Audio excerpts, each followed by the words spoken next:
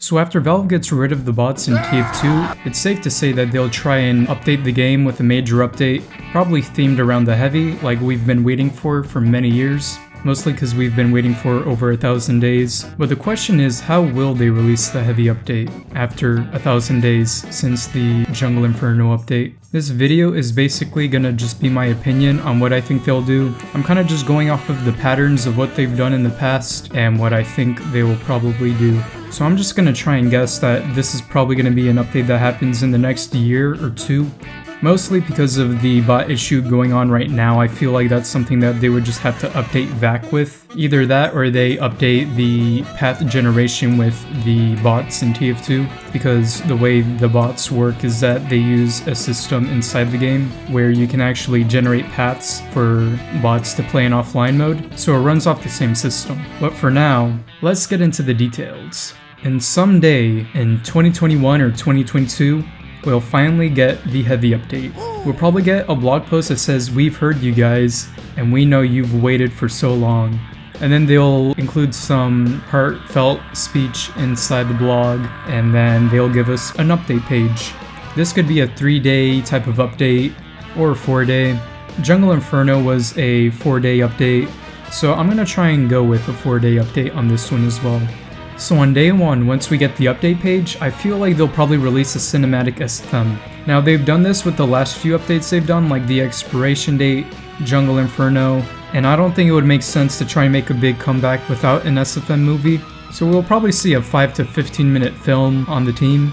And personally, I don't think it would be all based around the heavy, even though it would be part of the heavy update. A thing I've noticed with Valve is that they like to mesh ideas together. So for example, the Mayan update was kind of mixed with the Pyro update to make the Jungle Inferno update. Personally, with the heavy update, I could very well see the cancelled Frontline update mixed with the heavy update. Either that or they mix the heavy update with a competitive overhaul, or even if we're lucky, we might even see heavy getting an update along with an MVM update, which players have been waiting for very long enough for communities to rise up and create their own MVM. aka potato.tf. It's probably also a guarantee that we'll see new maps as well. Personally, I believe new maps can keep the game alive. It's kind of just like if you were to try and introduce a new set of maps and just find one that sticks with the community. That would be a good way to try and get new maps into the game and try to put the best maps into the game. You could switch off the active maps with each other, and after putting the best maps in the game and switching a lot of the maps out, you'll get the maps that the community loves the most, and they'll feel like home to a lot of new players, just like how many players enjoy maps like Koth Harvest and many other community-made maps. If you haven't known by now, Harvest is my favorite map, so it's kind of why I brought that one up. There's a chance that we may be seeing some new taunts for heavy as well, but the thing about the taunts for this update is that it's probably not going to be solely based around heavy. The reason why is that even in the last Jungle Inferno update, Heavy got a lot of taunts, and what I see from this update is that Heavy getting like one heavy taunt that's upvoted on the workshop that people really love, and a whole bunch of taunts for the rest of the classes that don't have as many taunts. And along with any other update that's ever been in TF2, we're probably going to get war paints and hack cases. It feels like they haven't done this in a long time, especially since the last hack case was in winter 2019, and that's almost like a year ago from now, which is pretty crazy to think about. Same with the war paint case. So yeah, that's what I think will happen on day 1 of the heavy update. Day 2. Now with a lot of their updates, they've also used the Con Tracker. The Con Tracker was used for updates like Halloween and Jungle Inferno, and what this allowed players to do is get what is basically like a battle pass, where you can actually complete missions for blood points, and you can redeem them for war paints and cases, and it seemed like this was a system that they wanted to keep using, which is why they've used it for both Halloween and Jungle Inferno, and it wouldn't pass my mind to see them using it for the heavy update as well.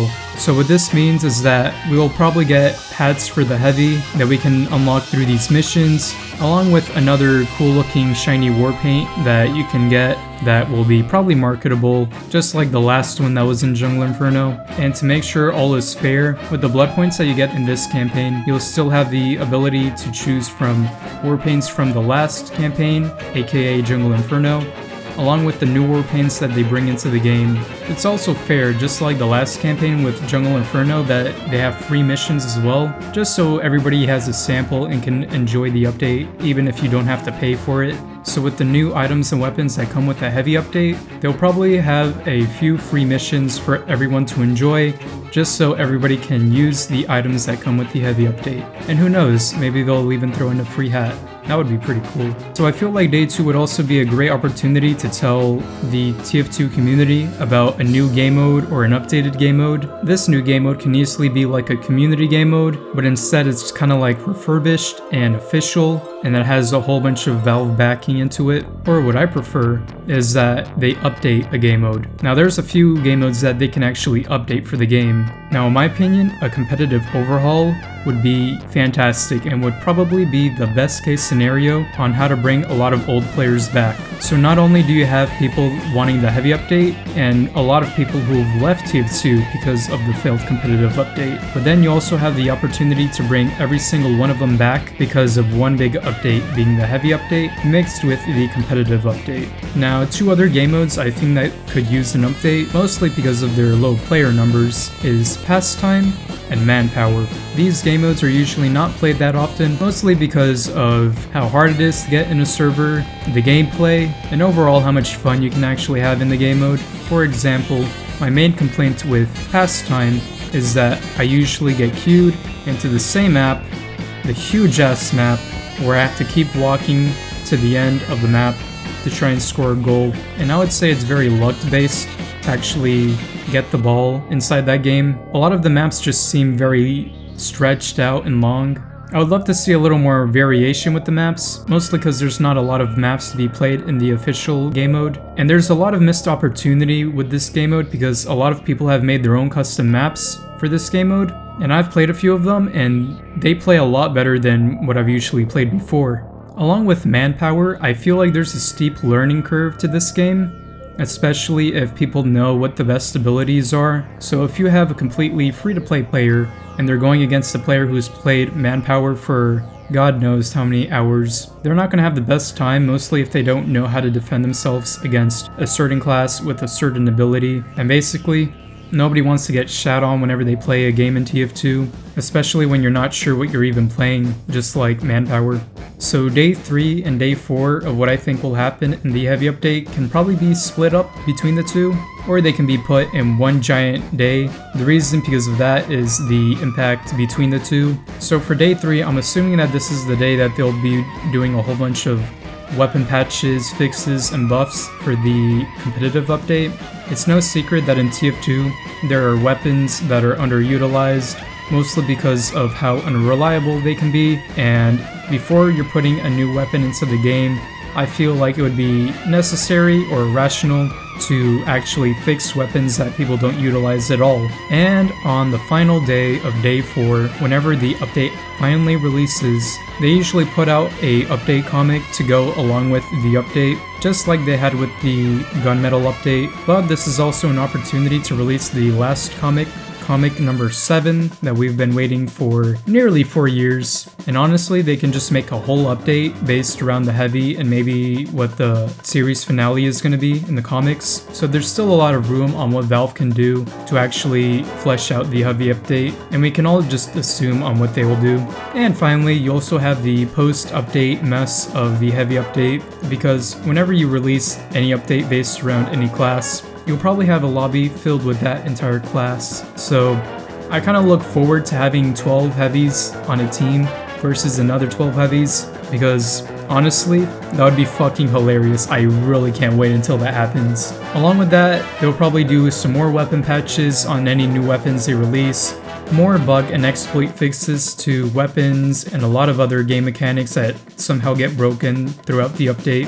And with 2 or 3 months that go by of the heavy campaign pass being out, I likely see them also putting this on sale, just so any players who arrived late to the update can still enjoy what the heavy update had to offer. So yeah, that's basically my opinion on what the heavy update will be like. There's still a lot of room and speculation to what they can do, because nothing is confirmed. So if you want to write your own theory on what the heavy update will be like, I'd love to hear your theories in the comments below, even if it's like a year or two from now. There's still a lot that we can look forward to, because like, let's be honest, some of us never saw Half-Life Alyx coming through, but who says we can't have another TF2 update? So yeah, if you liked the video, click like. If you want to see more of this type of content, subscribe, because I'm going to keep doing more, and I'll see you guys in the next video. Peace.